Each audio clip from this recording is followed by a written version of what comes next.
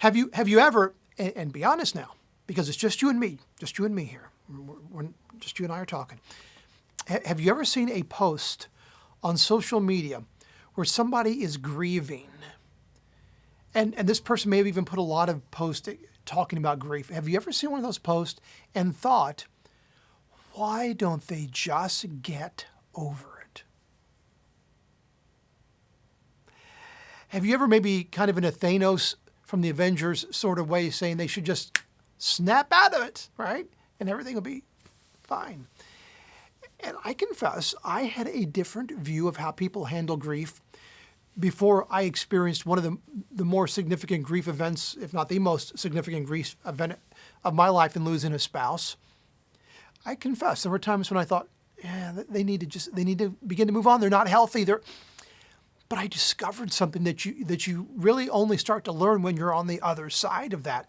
And first of all, there is no designated pattern for how to grieve or how not to grieve. And I know I've heard people say they just need to get over it. I've heard that.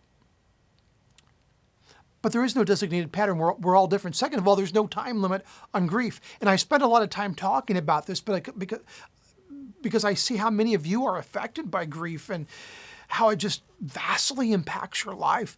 Just want to give you these encouraging words, though the grief can be measured in year intervals. And that is from one year to next, as you go through anniversaries of events again, you should be able to see, I'm doing better this year. Yeah, it does take a while. It does. And you're never going to be completely past grief, but you will find new ways to handle it. Now, let me just say this too. There is unhealthy grief.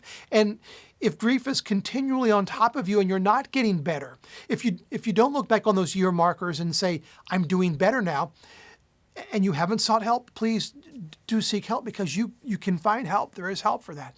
But if you're one of those folks who kind of looks on as other people grieve, this blessing is kind of for you. I want to bless you that God will give you the eyes and the heart for those who grieve, because there are a lot of folks around us these days who are grieving because of the things that have gone on with the pandemic and so forth, more than usual. So may God give you a heart and eyes for those who grieve today. That is a blessing, because it'll bless others' lives, and in return, it'll bless you.